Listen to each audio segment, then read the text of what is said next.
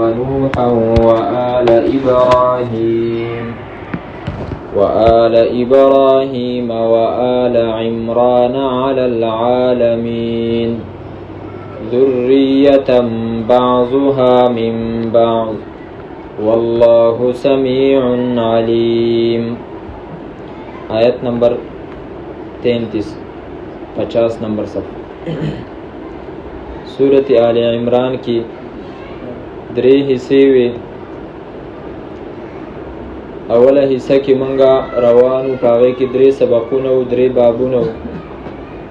هر یو باب کی شپک خبری وی.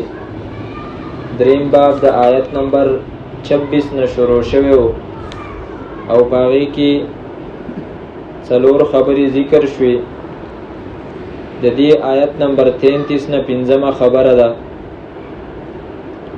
او دا 5مه خبره جواب د عیسایانو د یو اعتراض او دې ته ویل کېږي تفصیلی جواب. او په دې تفصیلی جواب کې الله تعالی د حضرت عیسی او د حضرت مریم شجره نسب ذکر کوي او عاجزی د حضرت مریم او د هغې د مور او دغه رنګې عاجزی د حضرت زکریا علیه السلام او عاجزی او کمزوری د حضرت عیسی علیه السلام دا به ذکر شي. سوال د عیسایانو داو چې حضرت عیسی علیه السلام او د هغه مور حضرت مریم دا نعوذ بالله معبودان دي، خدایان دي. الله تعالی فرمایي راشه داغو عاجزی او کمزوری وینا دا څنګه چې دینو معبودان کې دیش. ان الله اصطفى یقینا الله تعالی ورکړی دی آدم علیه السلام. الله تعالی که پیغمبران دي او کاغه اولیاء دي او کاغه د علم والدی د دې ټولو په باره کې الله تعالی دا لفظ ذکر کوي د اصطفا. صاد فا یا په دې کې معنا د عمدوالی او د کروالی راځي. یعنی الله تعالی چون کړي دي. زمونږ استاد محترم شیخ غلام حبیب صاحب به فرمایل الله تعالی اڼولی دي. یعنی ډیر شي نه دي او پاغه کې یو شی ته راخلي نو هغه ته اڼول وي. الله تعالی انسانان اڼولی دي او پاغه کې چې دینو حضرت آدم او نوح او نور پیغمبران هغه منتخب کړي دي. لکه څنګه چې دا لفظ د پیغمبرانو د پاره ذکر کیږي قرآن کریم کې د حضرت موسی علیه السلام د پاره بار بار ذکر کیږي. وانا اخترتک فاستمع لما یوحى. اختار یختارم په معنا د غوړه کولو. تما غوړه کړی نو وحی ته چې دینو غوږ کېده.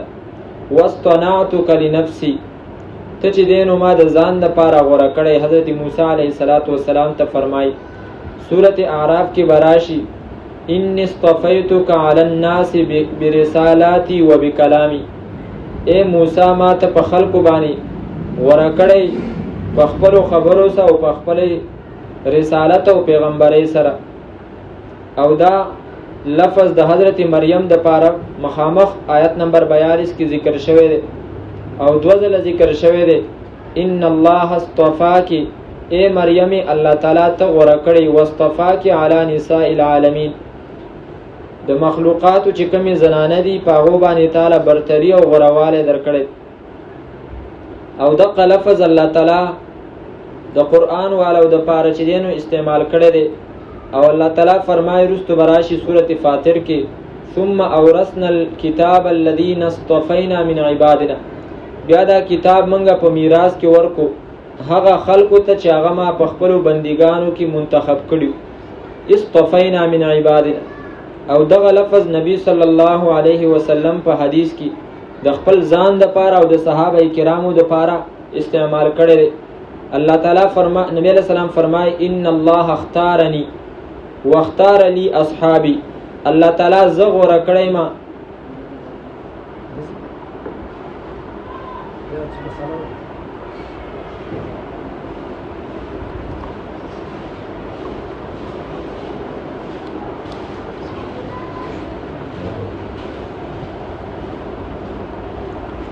نو حدیث مبارک کی راضی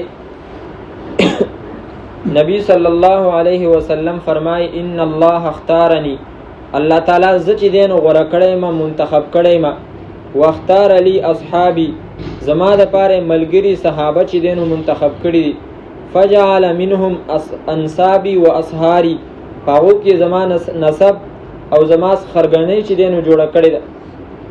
او بیا نبی صلی الله علیه وسلم په دغه حدیث کې انتهایی سخت الفاظ استعمال کړي دا خلکو د پاره چې هغه به صحابه کرامو ته چې دین ردی بدی وي، او په آخره کې فرمای چې داسې خلک چې تاسو ویني صحابه ته ردی بدی وای، نو الا فلا تناکحوهم، خبردار تاسو د هغو سره نکاحګانې مه کوئ، په هغو باندې د جنازې منځونه مه کوئ، او دغه رنګې خپلې جینکۍ په نکاح باندې هغو له مه ورکوئ.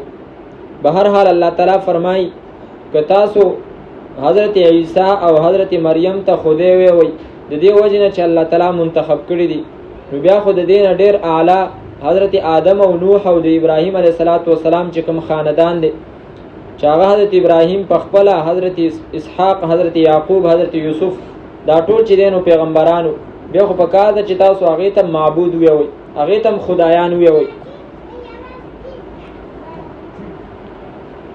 ان الله اصطفى، یقینا الله تعالی غوره کړی دی آدم علیه السلام و نوحا او نوح علیه السلام. آدم چې هغه ابو البشر دی، د انسانانو پلار. علماء کرام یو مسله ذکر کوي چې مخلوقات چې دی نو هغه په درې قسمه باندې دي. یو چې دی نو هغه انسانان دي، او دویم هغه جنات دي او شیطانان. جنات او شیطانان نږدې یو بل ته، دا په یو کې حسابي. او بیا په دې جناتو کې ځنې ښه دي او ځنې بد دي. صورت جن کې براشي وانا منا المسلمون ومنا القاسطون، په منګه کې ځنې چې دی نو مسلمانان دي او ځنې ظلم کوونکي دي، نو دا په جناتو کې دي. او دریم چې دی نو هغه فرشتي دي. په دې ټولو باندې الله تعالی چې دی نو علماء کرام ذکر کوي چې په دې جناتو او په شیطانانو باندې فضیلت د انسانانو دی. نو کوم علماء کرام چې دا خبره ذکر کوي د دې آیت نه ځان دلیل نیسي چې الله تعالی حضرت آدم او نوح چې دی نو غوره کړی دی، نو په دې ټولو باندې چې دی نو فضیلت دی. بیا د انبیاء کرامو په ملائکو باندې فضیلت شته دی که نشته دی؟ نو په دې باندې علماو دا قول کړی دی چې په فرشتو باندې د انبیاو فضیلت شته، او د انبیاو نه علاوه د نور چا فضیلت په فرشتو باندې شته دی، د عامو نیکانو بندګانو کنه. هغې کې بیا د علماو دوه ډلې دي، اختلاف شته پکې. به هر حال چې څوک دغه خبره ذکر کوي چې حضرت انسانان چې دی نو هغه غوره دي، نو هغه دغه خبره ذکر کوي، د دې آیت نه دلیل نیسي. ان الله اصطفى، یقینا الله تعالی غوره کړی دی آدم علیه السلام و نوحا او نوح علیه السلام و آل ابراهیم او د ابراهیم والا، یعنی داغه اولاد چې په هغې کې نبی علیه السلام هم رالی، ځکه هغه په اولاد د حضرت اسماعیل کې د اسماعیل علیه السلام د حضرت ابراهیم زوی دی. و آل عمران او د عمران والا علی العالمین، په مخلوقاتو باندې دی له خصوصي فضیلت ورکړی. آل عمران کې څوک راضي د دې خبره رستو راضي هغه ذکر کو. ذریتن، دا اولادو بعضها زنی د دینا من بعض زنی د نورو نو. مطلب دا دی چې دا حضرت آدم، حضرت نوح د حضرت آدم په اولاد کې، او بیا د نوح علیه السلام نه وروسته چې دی نو بیا سلسله نسب چلیدلې ده، هغې ته ویل کېږي آدم ثانی. آدم ثانی حضرت نوح ته ویل کېږي شیخ الانبیاء، شیخ المرسلین، د پیغمبرانو مشر او د هغو نیکه. و آل ابراهیم و آل، نو دا ټول چې دی نو د یو بل اولادو. نو چې څوک د یو بل نه پیدای هغه څنګه چې دی نو معبود کېدی شي؟ معبود خو هغه چې لم یلد ولم یولد، هغه نه د چا نه پیدای او نه د هغه نه څوک پیدای. والله الله تعالی سمیع اوریدونکی دی، علیم پوهه ذات دی.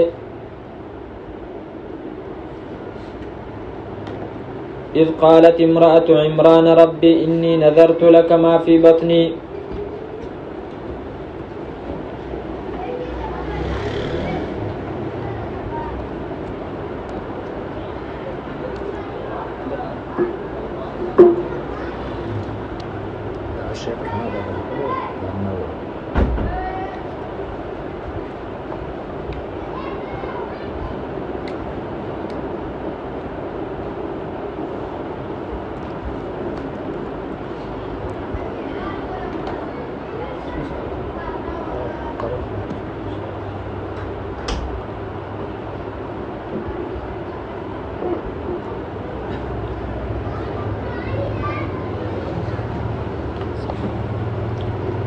إذ قالت امرأة عمران ربي إني نذرت لك ما في بطني محررا فتقبل مني إنك أنت السميع العليم.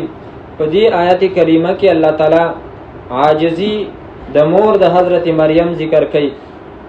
اذ قالت یاد کا وخت کله چې فرمایل امرأة عمران ښځې د عمران په نوم باندې دوه کسان چې دي نو هغه تیر شوي دي. یو د عمران په نوم باندې د حضرت موسی او د حضرت هارون پلارو د هغه نوم عمران، او یو عمران هغه د حضرت عیسی علیه السلام د نیا پلارو، د حضرت عیسی د حضرت عیسی علیه السلام نانا د مور د طرف نه د هغې چې کوم دی نو نیکه و، پلار نه د مور د طرف نه چې دی نو د هغې نیکه و. نو د هغه د ښځې نوم چې کوم دی نو دلته ذکر د امرأة عمران، دا د حضرت مریم مور ده. نو د حضرت عیسی علیه السلام د مور د طرف نه چې دی نو دا نیا شوله، او حضرت عمران چې هغه د حضرت مریم پلار دی دا د حضرت عیسی علیه السلام نیکه شو د مور د طرف نه. اوس دا عمران چې دی نو جدا دی د هغه عمران نه چې کوم عمران د حضرت موسی او د هارون پلارو. نو دې وجه نه دی کې چې دی نو فرق دی. دا چې دی نو د ده چې کومه بیبي وه د هغې نوم حنا یا حنا، دلته یې اوله نوم نه دی ذکر کړی، امرأة عمران د عمران ښځه. او دغه موسی علیه السلام او د دې په منځ کې چې دی نو ډېر فرق دی، ځکه دا حضرت عمران دا د حضرت عیسی علیه السلام چې دی نو نیکه شو، او دام د الله تعالی نیک بنده و ولی و بزرګ، خو د ده او د نبی علیه السلام په منځ کې فاصله کمه ده.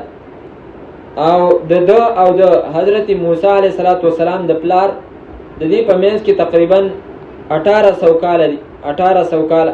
نو دا دواړه چې دی نو جدا جدا دي. نو دلته الله تعالی اول عاجزی د حضرت مریم د مور ذکر کوي، او هغه عاجزی په داسې انداز باندې چې حضرت مریم د مور حمل شو او زنانه ماشومی چې دی نو هغه پتن شو، نو هغې نظر ومنلو چې که دا کم ماشوم زما په خېټه کې دی او زما په ګمان باندې دا چې دی نو الک بی، نو دا به زه چې دی نو نظر کومه او د دنیا د کارونو نه به دا وزګاري، دا به د بیت المقدس یا بیت المقدس د هغې چې دی نو خادم بی. دا نظر په هغه وخت کې چې دی نو جایز و. زمونږ استاد محترم به فرمایل د دې مثال داسې دی لکه چې اوس د چا بچی وشي او هغه وایي چې دا مې د علم دپاره چې دی نو وقف کړی دی او مدرسې ته به ځي. دغه رنګې هغې دا وویلې چې زما په خېټه چې کوم ماشوم دی دا به د بیت المقدس د خدمت دپاره چې کوم دی نو آزادي، د ده نه به زه چې دی نو د کور کارونه نه اخلم او دغه رنګې مزدورینې به پې نه کوم. اذ قالت یاد کا هغه وخت کله چې وفرمایل امرأة عمران ښځې د عمران، او دا د عمران دا ښځه چې کومه ده دا د حضرت زکریا علیه السلام خینه ده. د حضرت زکریا علیه السلام دې کې سړی خطا کېږي، نو دې وجې نه دې خبرې ته سوچ تاسو کوئ چې حضرت زکریا علیه السلام هغه جدا شخصیت او هغه د حضرت یحیی پلار دی، خو دا حضرت مریم د دې چې کومه مور ده هغه د حضرت زکریا خینه ده، هغه د حضرت زکریا خینه ده. نو د دې وجې نه د حضرت مریم چې کله پیدا شوه نو د هغې کفالت حضرت زکریا ته میلاو شو، او زکریا علیه السلام الله تعالی د هغې کفالت او تربیت د هغه په ذمه باندې ورکړو. اذ قالت امرأة عمران یاد کا وخت کله چې ویلې وی فرمایل امرأة عمران ښځې د عمران چې هغې نوم حنا دی، ربي ای رب زما انی نذرت لک یقینا ما نظر منلی دی ستا دپاره، لکه ستا دپاره الله تعالی ته چې کوم دی نو خبره کوي چې ما ستا دپاره نظر منلی دی، نو د دې وجې نه نظر به خاص د الله تعالی دپاره دا عبادت. ما د هغه څه فی بطنی چې زما په خېټه کې دی محررن په داسې حال کې چې دا به آزاد کړی شوی د کارونو د دنیا نه. ماشوم دی د دنیا کار به چې کوم دی نو په هغه باندې زه نه کومه، نور خو هغه هسې آزاد و، خو لکه مطلب د دنیا د کار نه به آزادي. فتقبل مني پس یا الله تقبل که دا زمانه، انک انت السمیع العلیم یقینا ته امتیخ قبلون کې العلیم پویا ذات. د سمیع دو معنی دي، یو معنا په معنا د قبلولو باندې، لکه مانځه کې مونږ ویو سمع الله لمن حمده، مطلب دا دی چې الله تعالی د هغه کس حمد قبول کو چې چا د الله تعالی صفت بیان کو حمده. او کله سمع په معنا د اوریدلو راځي. دلته امام ابن کثیر سے دغه معنا کړی د اوریدلو، او هغه فرمایي انک انت السمیع لدعاء العلیم بنیتی، یا الله ته اوریدونکې زما دعا لره، پوهه زما په نیت باندې. نو دا زستا د رضا د پاره د زوی او دا ماشوم چې دینو هغه نظر کومه، نو دا زمانه چې دینو قبول کی، تا ته پته ده چې دا ستا د رضا د پاره چې دینو وقف کوم. د دینه معلومه شو چې مخکنی خلق اگر چې هغه پیغمبران نو، خداغو سره د خپل اولاد د تربیت چې دینو هغه ډیر زیات سوچ او فکر وو. د دې وجنه روغ ماشوم بیا چې کوم دینو هغه د خپل کارونو ویستو نظر به او هغه باندې به د دنیا کار نک. فلما وضعتها قالت رب اني وضعتها انثى، فلما پس هر کلا وضعتها چې ویزه غولو دغه ماشوم، قالت نو ویلې دي خزي د عمران چې حضرت حنا ده، رب ای رب زما اني وضعتها انثى، یقینا ما زیګول د دې لرا انثى جنۍ. داغي په خیال کې دا چې دا به الګ پیدا کیږي، نو نظر یې ومنلو. او په هغه وخت کې دا نظر د صرف د الګ د پاره، یعنی د جماعت د پاره یا د غیر خدمت د پاره ماشوم نظر کول دا صرف د الګ څخه خاص. جنۍ چې کوم دینو هغه په نظر کې ور کول جایز نه و د خدمت د جماعت د پاره.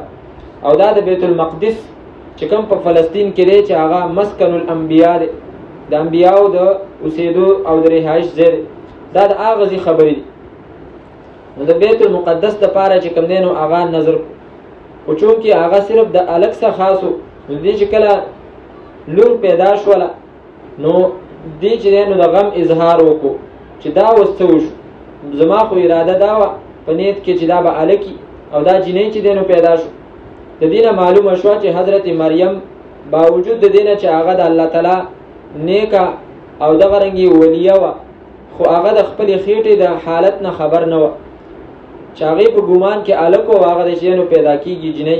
نو څنګه بدس یو کس چې هغه د خپل خېټې په حالت باندې خبر نه او هغه بل اتفاق ولی، نو هغه به د عالم او د جهان په حالاتو باندې څنګه خبر شي؟ نو غیب او علم چې دینو صرف د الله تعالی څخه خاص.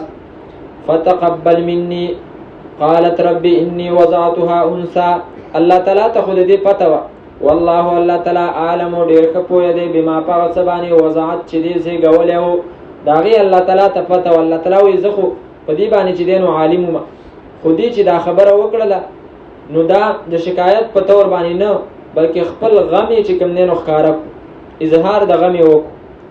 وليس الذكر كالانثى، دا داغي د خبرې جواب دی. وليس الذكر او نه دی هغه الګ چې تا غوښتلې دی کالانثى په شان ته داغي جنۍ چې هغه تعالی درکړې شوی دا. ستا په ذهن کې چې کوم الکو هغه باسي عام الکو، او دا جنۍ چې تا د کوم الله تعالی درکړې ده دا ډیره چې دینو د کمالاتو نه ډکه جنۍ ده، او په دې کې هغه کمال نشته دی، په دې کې هغه کمالات دي چې هغه په ډیرو الکانو کې نشته. وليس الذكر دا عام قانون نه دی چې الګ چې دینو دا په شان ته د جنۍ نه دی، ځکه چې عام قانون مطابق الرجال قوامون على النساء، سړول الله تعالی فضیلت ورکړي، وللرجال علیهن درجه، سړو فضیلت په زنانو باندې دی، خدا خاص د حضرت مریم په باره کې. وليس الذكر او نه دی هغه الګ چې تا غوښتلې دی کالانثى په شان ته داغي جنۍ چې تعالی درکړې شوی دا. و انی سمیتها مریم، او یقینا مانوم اخی دې لرا مریم. علماء کرام ذکر کوي چې د حضرت حنې خاون عمران په دغه وخت کې وفات شوی، او د حضرت مریم دا یتیم پیدا شول او نوم یې ولجدین مور کې خلو. د دینه معلومه شو چې مور د خپل بچی نوم په خپل باندې کې خوسته شي چې خاون د هغه سپاغي باندې راځي، او هغه له خنوم چې دینو منتخب کړي، نو دا جایز. دغه رنګ د دینه دا معلومه شو چې معشوم له په اول ورځ د پیدایش باندې نوم کې خوستل جایز دي. په دې کې چې کوم دینو څه ګناه نشته. ځنې خلک کې دومره چې دینو لیټ اختلاف به کې څوک ته یو وي څوک ته بل وي. زموږ استاد محترم فرمایل چې کله کله یو ځای کې یو ماشوم چې دی نو هغه نوم باندې نه جوړي، خلک یې په نوم باندې نه جوړېږي باتفاق. نو چې میاشتې تېرې شي نو هر یو ورته وایي کاکو څنګه دی کاکو. بیا چې هغه 40 کالو ته ورسېږي نو بیا ماته خلک کاکو کاکا وایي، کاکو کاکا. هغه زوړ نوم پې چې دی نو ونه نښلي. نو دې وجې نه علما کرام ذکر کوي نبی علیه الصلاة والسلام زوی حضرت ابراهیم چې کله پیدا شو نو سار له صحابه کرامو ته نبی علیه السلام وفرمایل چې د شپې الله تعالی مالا الک راکو او ما سمیته باسم ابي ابراهیم، ما هغه د خپل نیکه ابراهیم علیه السلام نوم چې دی نو هغه کېښود. دې کې دې خبرې ته اشاره شوله چې ماشوم له نوم کېښودل هغه فورا پکار دي. که زیات نه زیات لیټ شي نو اوومه ورځ باندې عقیقه کېږي نو په هغې باندې وله پکار دي. او بله خبره ته دا معلومه شوه چې حضرت ابراهیم ته نبی علیه السلام خپل نیکه وویلو، خو بیا هم د هغه نوم چې دی نو خپل وسیله خپل زوی له چې دی نو کېښود. نو دا هم جایز دي چې د مشرانو نومونه کشرانو لکې دي، خو چې په هغې کې بېادبي نه وي، ځکه چې په بېادبۍ سره د مشرانو نومونه یادول دا د اسلام د عزت نه چې مشرانو له ورکړی دی د هغې نه خلاف. که یوه معاشره کې دا بد ګڼي خلک بیا د هغې نه ځان ساتل پکار دي. مخکې خو به داسې وو، موږ د استادانو نه اورېدلي، زموږ استاد محترم شیخ حفیظ الرحمن صاحب هغه فرمایل چې زما دا نوم چې کوم ما ته وایي مور قصه کوله چې تا له کله موږ دا نوم کېښودلو بل کلي کې ډېر لرې یوه زنانه وه هغه راله زما سره جنګ وکړو چې دا تا زما د زوی نوم دې ولې ایښی. مخکې خو به دا خلکو ډېره زیاته بده ګڼله. مفتی زین العابدین صاحب په باره کې راځي چې د هغه د زامنو ټول محمد یوسف نومونه، بس یوسف اول او ثانیه او ثالث او رابع. دې ته به څوک سوچ کوي اوس چې دله څه نوم کېدم او دله به ټول له یو شانته نومونه. زموږ استاد محترمو د عربۍ د هغه زامنو هغه ټول له محمد نومونه ایښي، محمد اول او ثانیه او ثالث او رابع او دغه شان. بهرحال نوم چې دی نو هغه زر کېښودل پکار دي. و انی اعیدها بک، مریم په معنا د عبادت ګزارې باندې دا د سوریانۍ ژبې ټکی دی، عربۍ ژبې چې کوم دی نو ټکی نه دی. نو د دې معنا د عبادت ګزاره، چونکې د مورې دا وقف کړې وه د عبادت دپاره، نو د دې وجې نه نوم یې موله داسې کېښودو چې په هغې کې دغه معنا پرته ده. و انی اعیدها، او یقینا زه پناه کې در کومه دا بکه تا ته و ذریتها او اولاد د دې من الشیطان الرجیم د شیطان رټلې شوي نه، د دې او د دې د اولاد پناه غواړم یا الله ستا چې شیطان رټلې شوي نه دی بچ.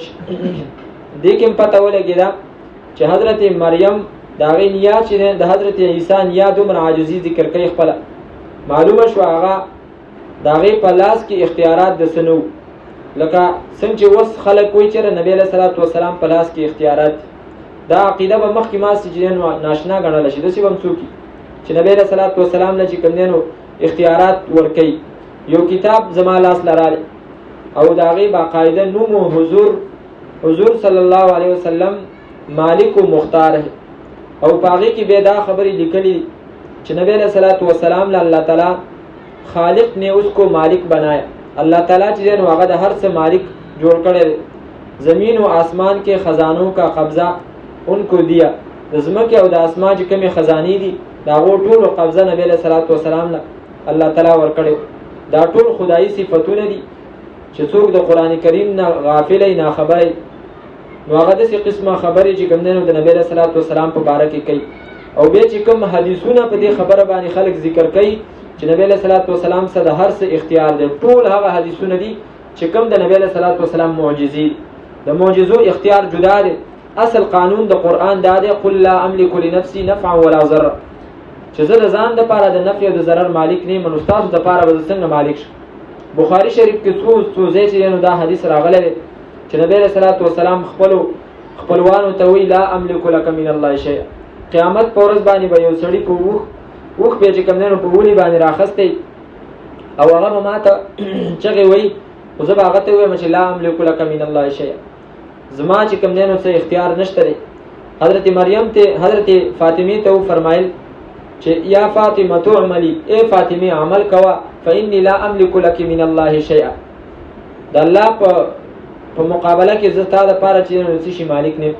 او دغه رنګ یې وفرمایل سلونی من مالی ما شئتم، زما د مال نه چې تاسو څه غواړئ د هغې مطالبه کوئ، خو نور اختیارات زما په لاس کې چې دی نو نشته.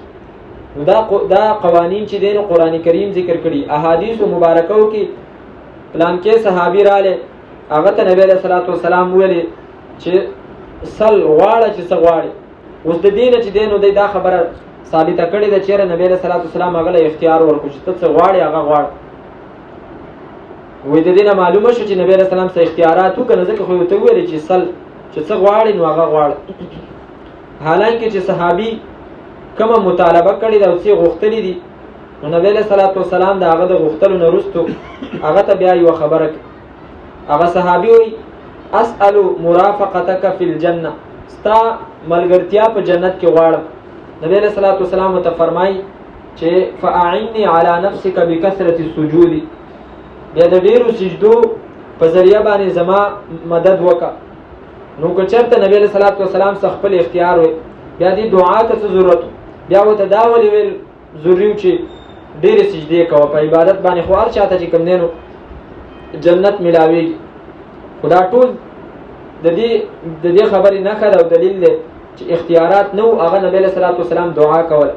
او چې کوم ځای کې کومه معجزه د نبی علیه الصلاة والسلام د لاس نه ښکاره شوې ده، نو هغه د هغو په اختیار کې نه وه، د هغې جدا حکم دی، لکه د کرامت جدا حکم دی.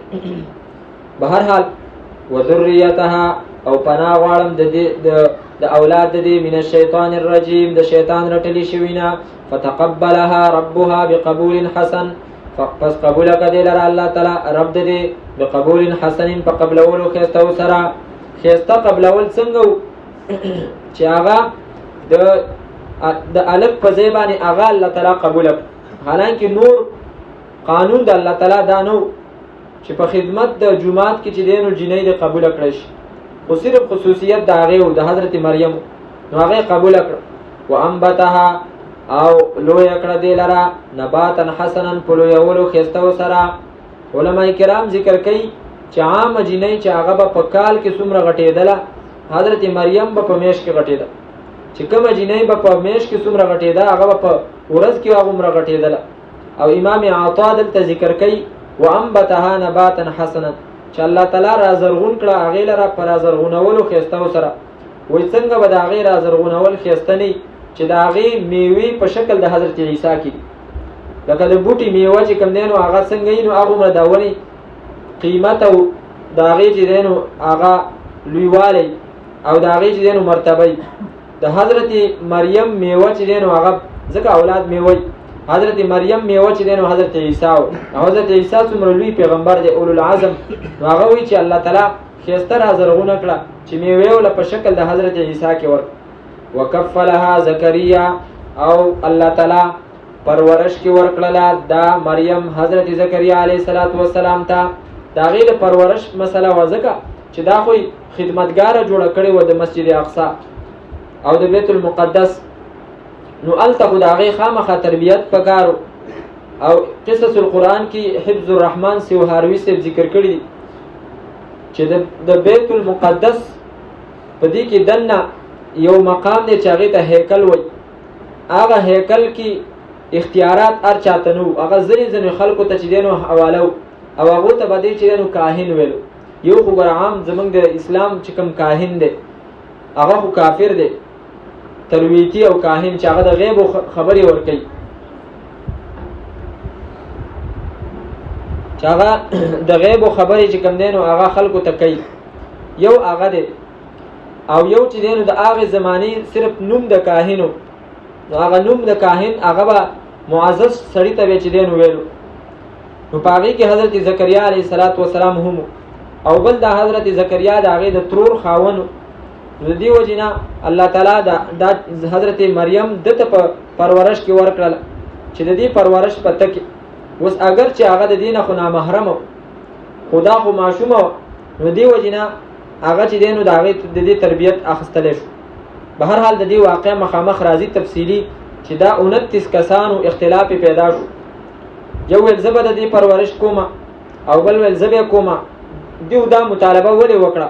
ځکه چې د دیو په قوم کې حضرت عمران چې کوم د حضرت حنا خاوندو، دا هغه لوی مقام او هغه امام ولدی. نو دی ویل چې دا زمونږ د امام لور ده او مونږ به د دې پرورش کوو او دا اسیم چې دی نو هغه د جومات دپاره د خدمت دپاره چې کوم دی نو هغه وقف شوی. به هر حال هغو خسنې واچو. خسنې کې چې دی نو د ټولو لرګي هغه په دغه کې اوبو کې دننه چې دی نو هغه لاړ خښ شو. یو د حضرت زکریا چې کوم لرګي او خسنې او چخنې هغه چې کوم دی نو بر پاتې شو. نو هغه پرورش دته چې دی نو ملاو شو.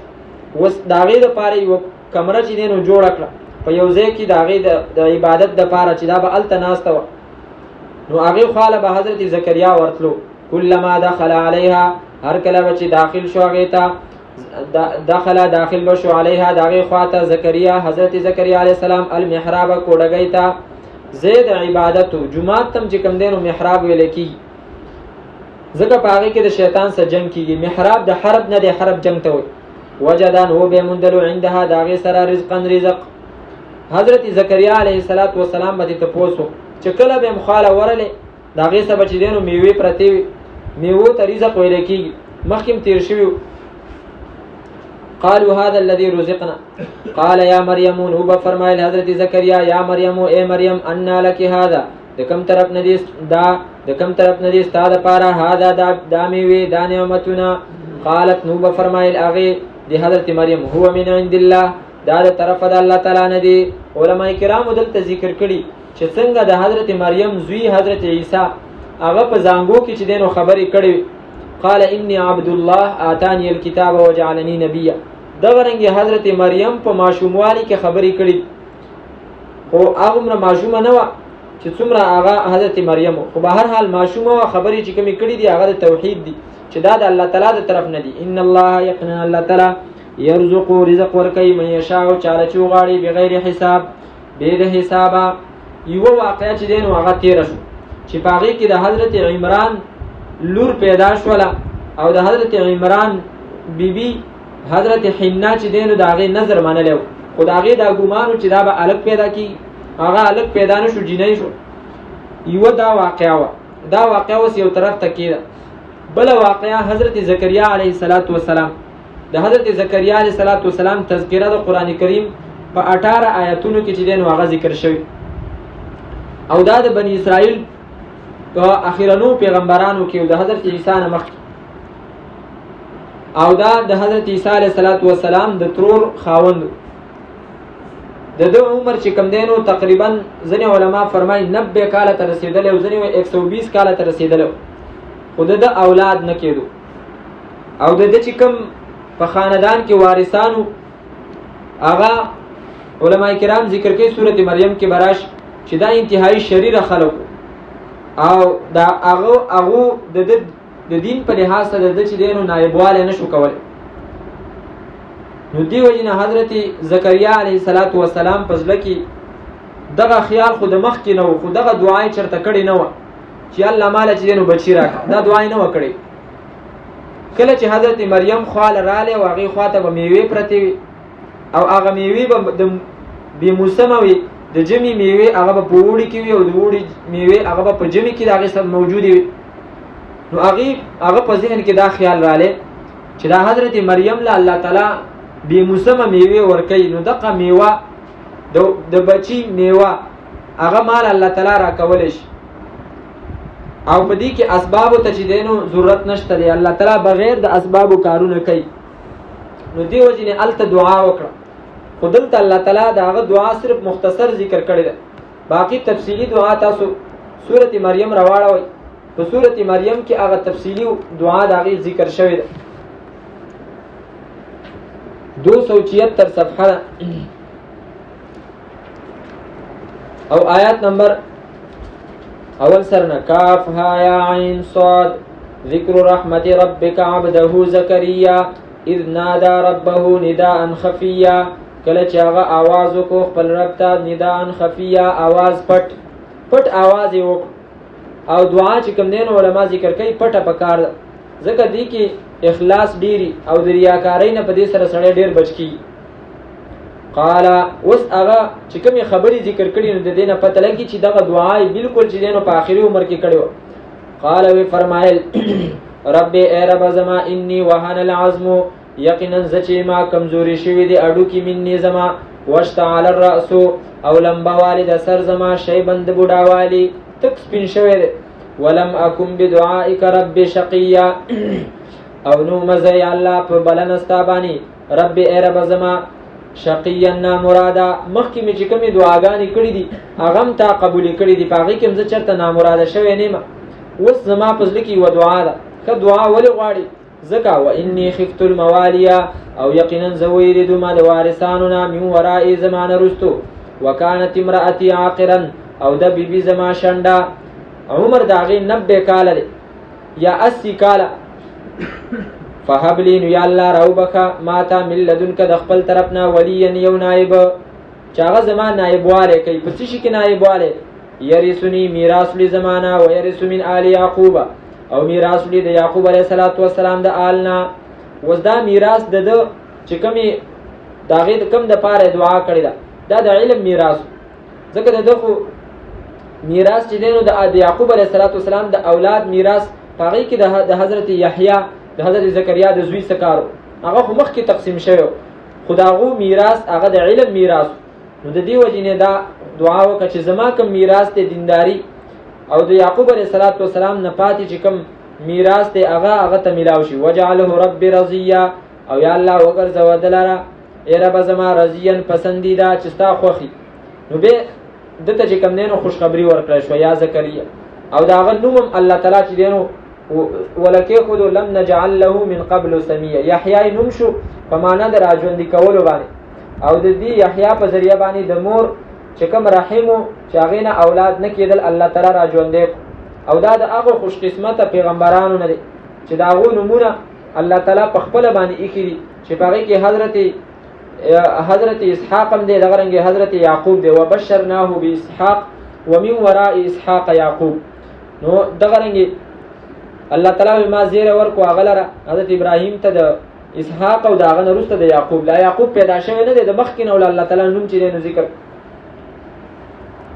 هنالک په دغه ځای کې دعا وکړه زکریا حضرت زکریا علیه السلام ربه د خپل رب نه قال وی فرمایل رب رب زما هب لي راوبخه ماته من لدنک د خپل طرف نه ذریه اولاد طیبه پاک اولاد راکا د اولاد د پاره چې کوم دینو دعا هغه کول جایز دي او بیا دا دعا ځنې خلک چې کوم دینو سادهګۍ د وجې نه یرزه الکان نه غواړي نو الکانو دعا کولم چې دینو جایز دي علما انبیاء کرامو چې دینو دا دعا کړې د حضرت زکریا علیه السلام دغه دعا سورته انبیاء کی براشی رب لا تذرنی فردا وانت خیر الوارثین یا الله ما د ستش تور م پرېدا یو زوی لاله راکنو د زوی دعا چې دینو هغه کولای شي خدای سره یو دعا یو لفظ پکې دا طیبتن چې هغه به پاکي نو داغو د پاکوالي دعا پکار ده پاکواله په اعتبار د اعمالو په اعتبار د عقیده دا پکې چې کوم دینو هغه ضروری ده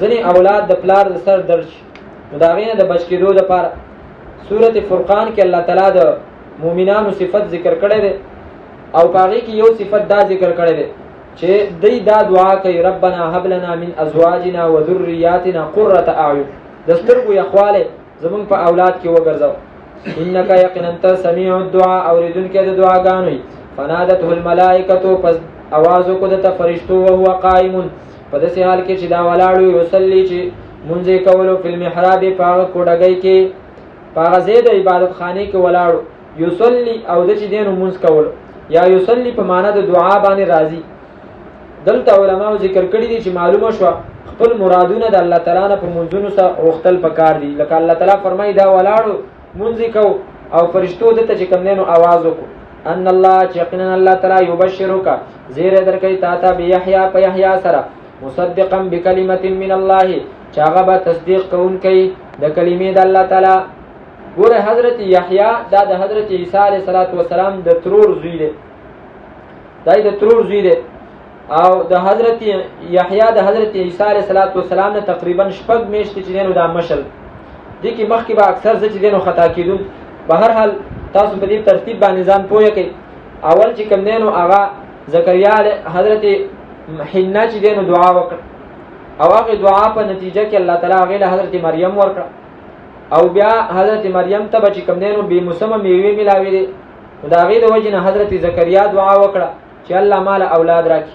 نو هغه له الله تعالی حضرت یحیی ورکړ.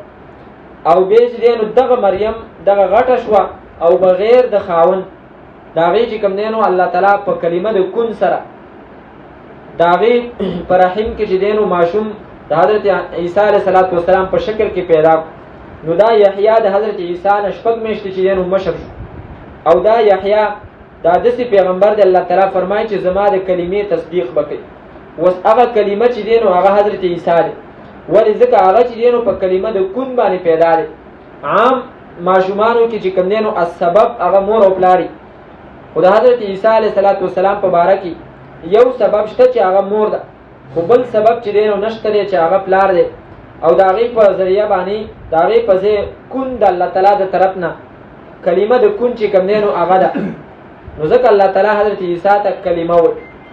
او دا حضرت یحیی به دغه حضرت عیسی چې هغه کلمه د کن د الله تعالی دا هغه تصدیق وکړي چې دا په حقه پیغمبر دی. مصدقا چې هغه تصدیق کوونکی دی بکلمة من الله د کلمې د الله تعالی، وسیدا او سردار به. سردار مطلب دا امام نصفی سے فرمایي چې دا انتهایی تقوادار او د تقوا نه علاوه د تقوا نه چې کوم دی نو بله کومه سرداری او مشري چې دی نو غټه کېدی شي. وحصورا او پاکباز به. حصور هغه کس ته ویل کېږي چې هغه زنانو ته چې کوم دی نو نه نږدې کېږي. نو د کې الله تعالی دا خصوصیت یې ښیو چې باوجود د قدرت نه د چې دی نو نکاح نه ده کړی. بس دا الله تعالی فرمایي حصور ځان به بندون کوي. لکه مخکې مونږ ویلو فاذا احصرتم کله چې تاسو بند کړی شوئ د حج نه، نو حصور چې دی نو په معنا د مفعول بند کړی شوی. ونبیا او پیغمبر به من الصالحین د نیکانو نه. مفتی مسلم سے فرمایي چې صالح چې د پیغمبر صفت ذکر شي مراد جنتی ده، ځکه چې د هغو اسم چې کوم دی نو نیکي ده. نو چې کله دا صفت ذکر شو نو هغه چې دی نو جنتی شو. قال او فرمایل حضرت زکریا رب رب زما انا یکون لی غلام سرنګي به زما لپاره الک وقد بلغني الكبر او حال داده چې رسیدلې د ما ته بډاواله و امراتی او خزه زما عاقر شنډه ده د اولاد قابل نه ده.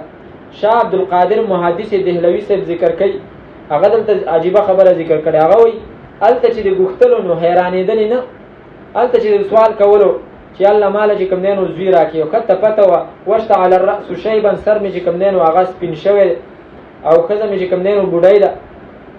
او دلته چې دین اوس حیرانېږي چې دا به څنګه کېږي.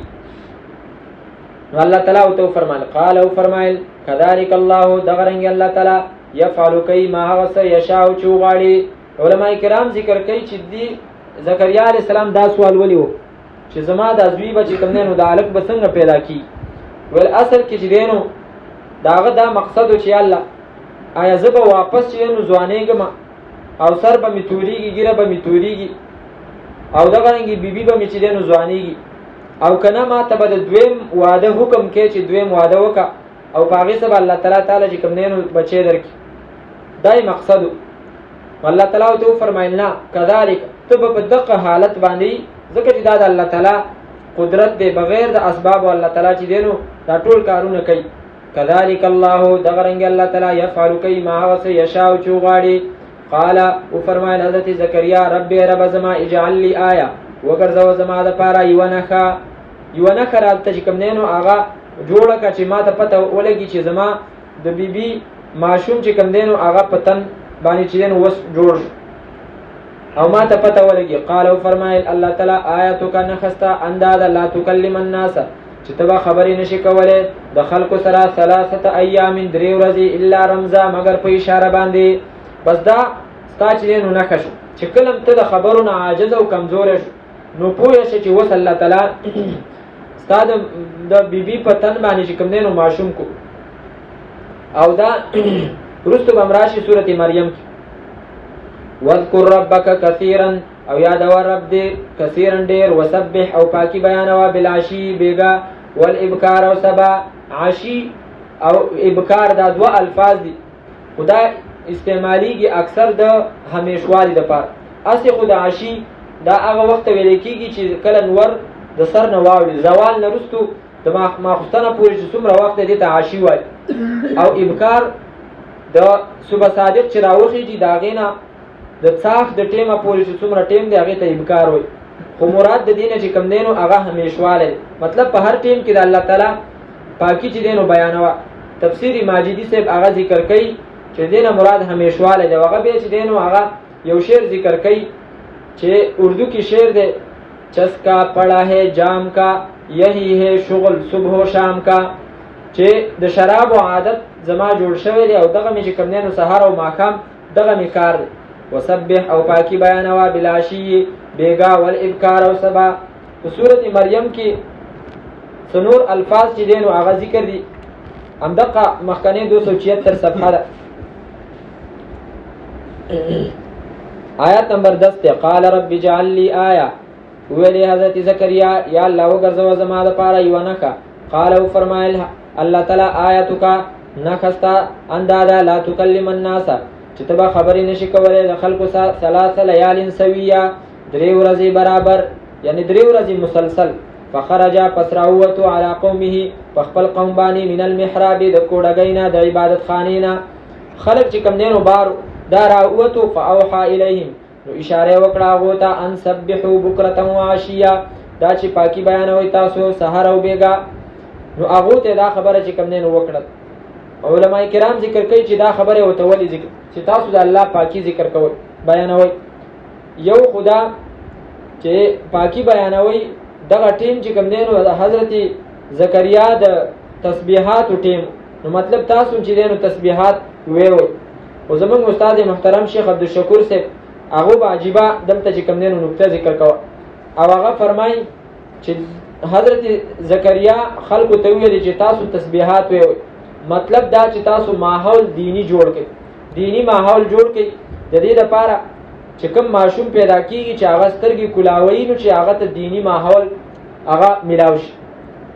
دا عجیبه نکته زمونږ دغه استاد محترم هغه ذکر کوي. عام خلک داغه په بیان باندې نه پیږي، داغه د اخري چیرې دا مولا خاصي ګډي وړي وي.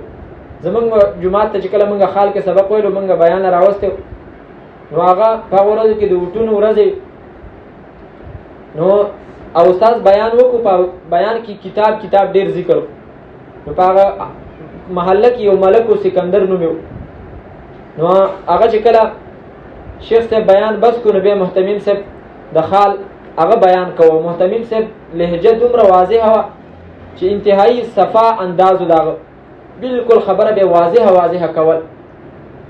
نو هغه چې کله بیان شروع کو نو هغه سکندر بابا ته ویلي چې محتمیم صاحب موږ ته د آخرت خبره وکړه، د وټونو خبره راته مه کوه.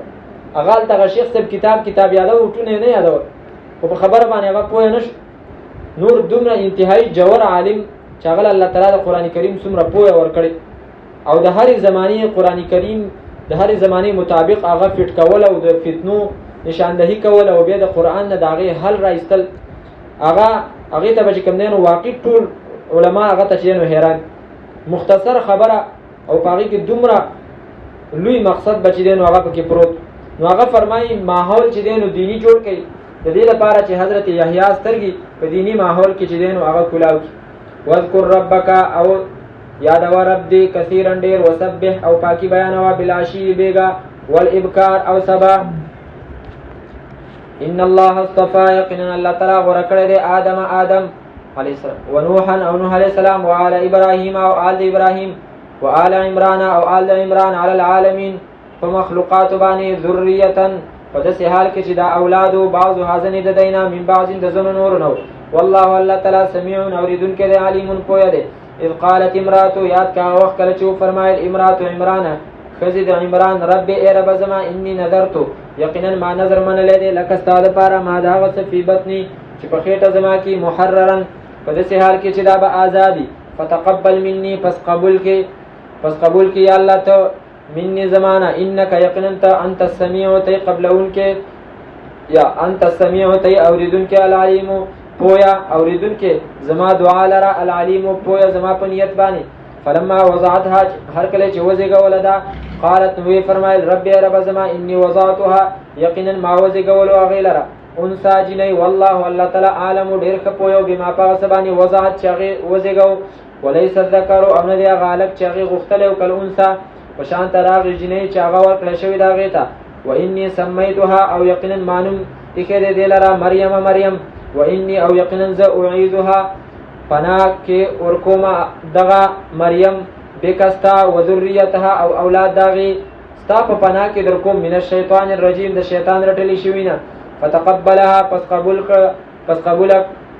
قبول کړه غیلرا ربها رب داغي بقبول حسن فقبلولو خستوسا وانبتها او لویا کا غیلرا نباتا حسنا پلویولو خستوسا وکفلها او پرورش کی ورکړه دا مریم الله تعالی زکریا علیه السلام ته کلما هر کلا داخله چې داخل بشو علیها داغي خواته زکریا حضرت زکریا علیه السلام المحراب کو ډګیتا وجدان وبه مندو عندها داغي سره رزقا رزق قال او فرمایل حضرت زکریا یا مریم ان لك دکم طرف ندی دا ان دکم طرف نه لك استاد پر دی هذا دا قالت او فرمایل غي هو دا من عند الله ده طرف الله تعالی ندی ان الله يقين الله تعالی يرزق رزق ور کوي من يشاء چاله چوغاړي بغیر حساب به حساب هنالک په دغه ځای کې دعا وکړه زکریا حضرت زکریا ربه د خپل ربنا قال وی فرمایل رب رب زما حبلی وبخمات من لدنک د خپل طرفنا ذریه طیبه اولاد پاک انک یقینا ته سمیع الدعاء اوریدونکو د دعاګانو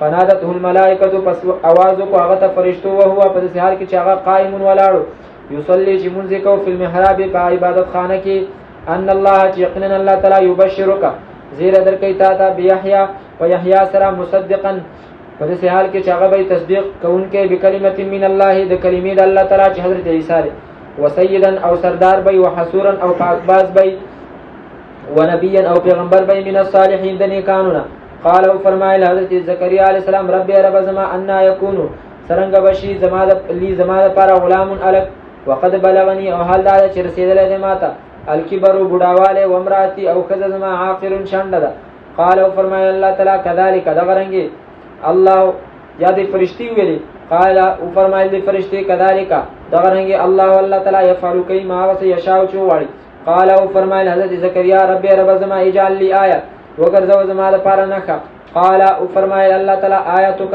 نخستا انداز لا تکلم الناس چې خبري باندې شي کوله ته خلکو سره 3 ایام درې ورځې الله تکلم الناس چې خبري به نشي کوله د خلکو سره 3 ایام درې ورځې الا رمزن مگر په اشاره واذكر ربک او یاد ور رب خپل کثیرن ډیر وسبح او پاکي بیان او بلاشی بیگا ول ابکار او سبا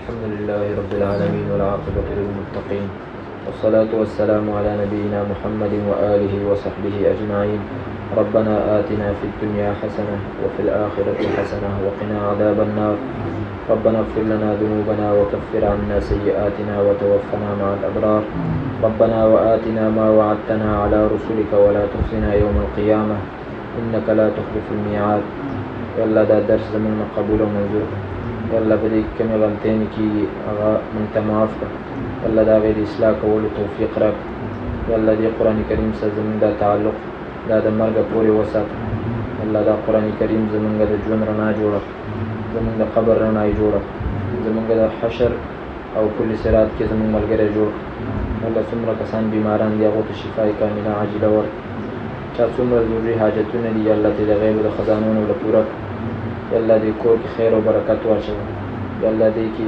د علم شمع روښانه يلا دې چې کوم مشران وفات شوي دي الله زموږ مشران دي هغو ټول مغفرت نصیب زموږ دې درس ثوابونه د هغو روحونو ته ورسوي ربنا تقبل منا إنك أنت السميع العليم وتب علينا إنك أنت التواب الرحيم وصلى الله تعالى على خير خلقه محمد وآله وصحبه أجمعين برحمتك يا أرحم الراحمين.